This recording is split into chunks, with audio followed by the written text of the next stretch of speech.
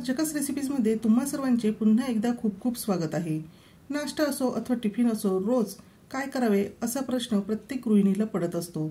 तर या प्रश्नाचे उत्तर म्हणूनच आज मी तुम्हाला एक असे बॅटर तयार करून दाखवणार आहे की ज्यापासून तुम्ही 4 पदार्थ हे तयार करू शकतात। आणि हो, हे पदार्थ चविष्ट त्याचबरोबर पौष्टिक सुद्धा आहे। त्यासाठी मी 4 ग्लास एवढे रेशनचे तांदूळ घेतलेले आहे आणि त्यामध्ये मी 1 ग्लास सफेद उडदाची डाळ ही घालून घेतलेली आहे। जर तुमच्याकडे रेशनचा तांदूळ नसेल तर अशा वेळेस तुम्ही कोणताही जाड तांदूळ इथे वापरू शकतात। आता आपल्याला तांदूळ आणि डाळ 3 ते 4 पाण्याने स्वच्छ धुवून घ्यायची आहे। स्वच्छ डाळ आणि तांदूळ धुवून झाल्यानंतर यामध्ये आपल्याला भरपूर पाणी घालून घ्यायचे आहे, म्हणजे डाळ आणि तांदूळ हे व्यवस्थित असे भिजले जातील। आपल्याला हे डाळ तांदूळ साधारणतः 8 तास भिजवून घ्यायचे आहे। 8 तासानंतर हे डाळ आणि तांदूळ अगदी व्यवस्थित असे भिजलेले आहे। तर यावरची जे एक्स्ट्राचे पाणी होते तर ते मी काढून घेतलेले आहे। अगदी आपल्याला पूर्णच पाणी यामधले काढून घ्यायची अजिबात गरज नाही। आणि त्यानंतर हे जे डाळ तांदूळ आहेत आपल्याला मिक्सरच्या भांड्यामध्ये थोडे थोडे करून घालून दळून घ्यायचे आहे। पण दळताना आपल्याला यामध्ये जेवढा कमीत कमी पाण्याचा वापर करता येईल तेवढा कमीत कमी पाण्याचा वापर करायचा आहे। आणि इथे तुम्ही बघू शकतात की हे जे मिश्रण आहे तर ते दळून तयार झालेले आहे। तर अशा पद्धतीचे हे मिश्रण इथे तयार झालेले आहे। आता बरेच वेळेस आपण डाळ आणि तांदूळ दळताना ते व्यवस्थित दळले जात नाही, मग अशा वेळेस आपल्याला यामध्ये पाणी घालावे लागते। तर अशा वेळेस या डाळ तांदळामध्ये जे शिल्लक राहिलेले पाणी आहे तर त्याच पाण्याचा आपल्याला वापर करायचा आहे। आणि त्यानंतर हे डाळ तांदळाचे मिश्रण मिक्सरमधून व्यवस्थित असे दळून घ्यायचे आहे। हे डाळ तांदूळ दळताना लक्षात ठेवा की खूप अगदीच आपल्याला हे चिकन दळायचे नाही किंवा अगदीच रवेदार असे ठेवायचे नाही, तर खूप जास्त जाड नाही आणि खूप जास्त बारीक नाही, अशा पद्धतीचे आपल्याला हे मिश्रण तयार करून घ्यायचे आहे। आणि सर्व डाळ तांदूळ इथे दळून झालेले आहेत। आता आपल्याला हे मिश्रण फुलण्यासाठी ठेवायचे आहे, म्हणजेच फर्मेंट होण्यासाठी ठेवायचे आहे। त्यासाठी यावर आपल्याला झाकण ठेवायचे आहे आणि साधारणतः आपल्याला 11 ते 12 तास हे पीठ असेच फर्मेंट होण्यासाठी उबदार जागी ठेवायचे आहे। मला सकाळी 6 वाजता टिफिन बनवायचा होता, म्हणून आता मी याचे झाकण काढलेले आहे आणि तुम्ही बघू शकता की हे पीठ खूप छान असे फुललेले दिसते आहे। त्याचबरोबर याला जाळी सुद्धा छान पडलेली आहे आणि हे अगदी हलके फुलके असे हे तयार झालेले आहे। संध्याकाळी मी 7 वाजता हे डाळ तांदूळ दळलेले होते आणि आता सकाळी 6 वाजता हे पीठ व्यवस्थित असे फर्मेंट झालेले आहे। जर तुम्ही हिवाळ्यात अथवा थंड वातावरणामध्ये जर हे बॅटर बनवणार असाल तर अशा वेळेस हे बॅटर फर्मेंट होण्यासाठी या भांड्याभोवती तुम्हाला उबदार कपडा गुंडाळून हे भांडे उबदार ठिकाणी ठेवायचे आहे। आता सकाळचे 7 वाजलेले आहे आणि आता हे बॅटर पुन्हा आपण चेक करतो आहोत। तर तुम्ही बघू शकता खूप छान अशी जाळी पडलेली आहे आणि हे बॅटर फुललेले आहे। आता यानंतर आपल्याला हे बॅटर अजून जास्त फर्मेंट करायचे नाही, नाहीतर यामध्ये आंबटपणा हा जास्त प्रमाणात वाढू शकतो। यासाठीच आपल्याला काय करायचे आहे तर आपल्याला हे जे तयार बॅटर आहे तर ते फ्रीजमध्ये ठेवून द्यायचे आहे आणि जेवढे बॅटर आपल्याला पदार्थासाठी आवश्यक आहे तेवढेच बॅटर आपण एखाद्या भांड्यामध्ये हे काढून घ्यायचे आहे। तर आता मी थोडेसे बॅटर जे आहे तर ते एका भांड्यामध्ये काढून घेत आहे आणि ह्या तयार बॅटरपासून आपण पहिला पदार्थ बनवायला घेणार आहोत। त्यासाठीच मी इथे बारीक चिरलेला कांदा घेतलेला आहे, बारीक चिरलेला टोमॅटो घेतलेला आहे आणि बारीक चिरलेली कोथिंबीर सुद्धा घेतलेली आहे। याचे प्रमाण तुम्ही तुमच्या आवडीनुसार कमी अधिक करू शकतात। त्याचबरोबर तुम्हाला ज्या भाज्या आवडत असतील त्यासुद्धा तुम्ही यामध्ये बारीक चिरून घालू शकता, अथवा लहान मुलांना काही भाज्या आवडत नाही तर त्यासुद्धा तुम्ही बारीक चिरून यामध्ये घालून घेऊ शकता। यामध्येच मी 1 चमचा हिरवी मिरची आणि लसणाची पेस्ट घातलेली आहे। त्यानंतर यामध्ये चवीनुसार मीठ सुद्धा घातलेले आहे आणि अगदी हलक्या हाताने आपल्याला हे सर्व मिश्रण व्यवस्थित असे मिक्स करून घ्यायचे आहे। तर तुम्ही बघू शकतात आता हे मिश्रण थोडेसे मला घट्टसर वाटते आहे, म्हणून मी पोहे खाण्याच्या चमच्याने अगदी 2 ते 3 चमचेच पाणी यामध्ये घालून घेणार आहे आणि पुन्हा आता हे मिश्रण व्यवस्थित मिक्स करून घेतलेले आहे। तर आता तुम्ही ओळखलेच असेल की पहिला पदार्थ मी यापासून कोणता बनवणार आहे। तर यापासून मी पहिला पदार्थ बनवत आहे आप्पे। हे आप्पे अगदी पौष्टिक तयार होतात, त्याचबरोबर चविष्ट असे तयार होतात आणि या मिश्रणामध्ये आपल्याला खाण्याचा सोडा अथवा इनो अजिबात घालण्याची आवश्यकता नाही। आप्पे पात्र गरम झाल्यानंतर यामध्ये आपल्याला थोडेसे तेल घालून घ्यायचे आहे, म्हणजे आप्पे हे आप्पे पात्राला चिकटणार नाही। आणि थोडे थोडे करून आपण तयार केलेले जे मिश्रण आहे तर ते या आप्पे पात्रामध्ये आपल्याला घालून घ्यायचे आहे। आणि सर्व मिश्रण घालून झाल्यानंतर गॅसची फ्लेम आपल्याला मीडियम करायची आहे आणि यामधल्या ज्या भाज्या आहेत तर त्या व्यवस्थित शिजल्या जाव्या यासाठी यावर झाकण ठेवून फक्त 2 ते 3 मिनिटे एक वाफ काढून घ्यायची आहे। 2 ते 3 मिनिटानंतर आता आपण झाकण काढून घेणार आहोत आणि त्यानंतर अप्पे हे पलटवून घ्यायचे आहे। सुरुवातीला आपण मध्यभागचे जे अप्पे आहेत ते पलटवून घेणार आहोत, कारण मध्यभागचे जे अप्पे आहेत ते लवकर तयार होतात। त्यामुळे आपण मध्यभागचे अप्पे पलटवल्यावर बाकीचे सर्व अप्पे हे पलटवून घेतलेले आहे आणि त्यानंतर पुन्हा थोडेसे तेल घालून घेतलेले आहे आणि गॅसची फ्लेम मीडियमच ठेवून एखादा मिनिटभर वाफ काढून घेतली आहे। तुम्ही बघू शकता खालच्या बाजूने सुद्धा अप्प्यांना छान असा सोनेरी रंग आलेला आहे आणि आता हे अप्पे खाण्यासाठी अगदी तयार आहेत।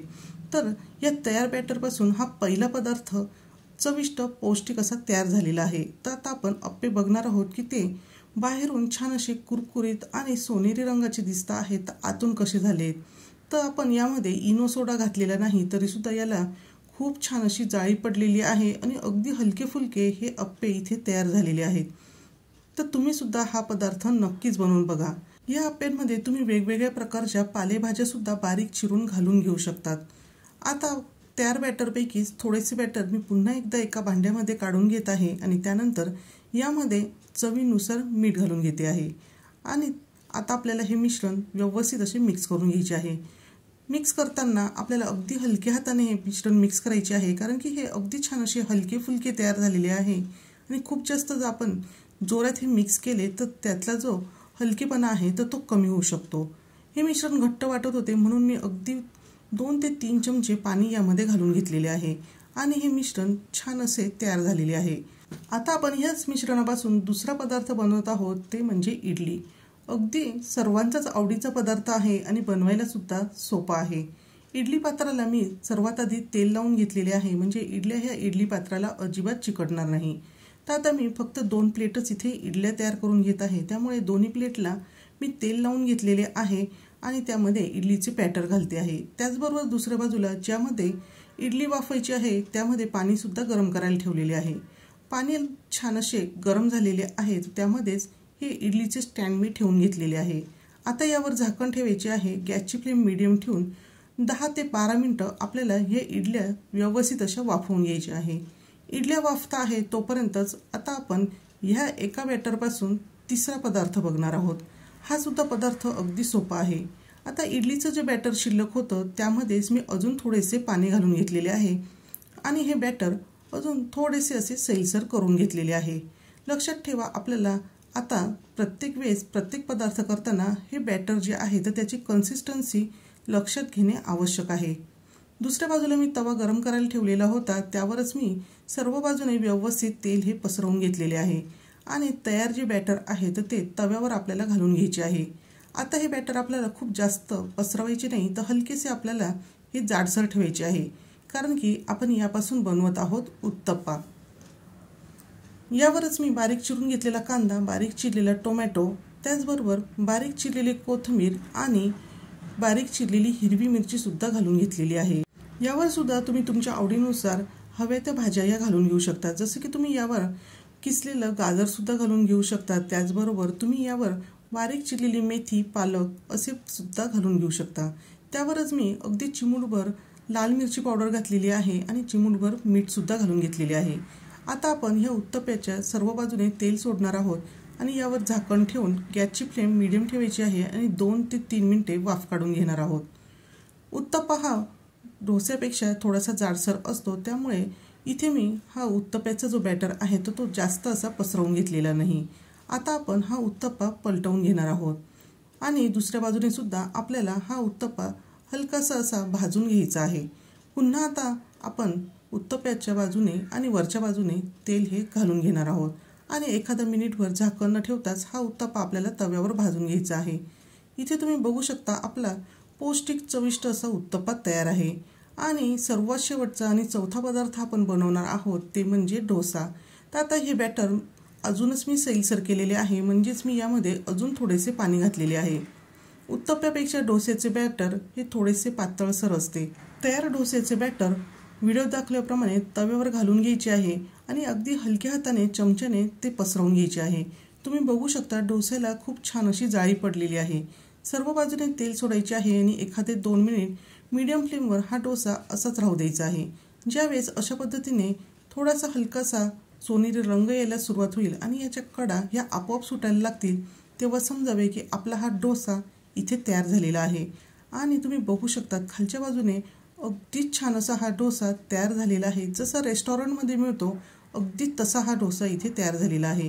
यावर जर बटाट्याची चटणी पसरवली तर इथे आपला मसाले डोसा सुद्धा तयार होणार आहे.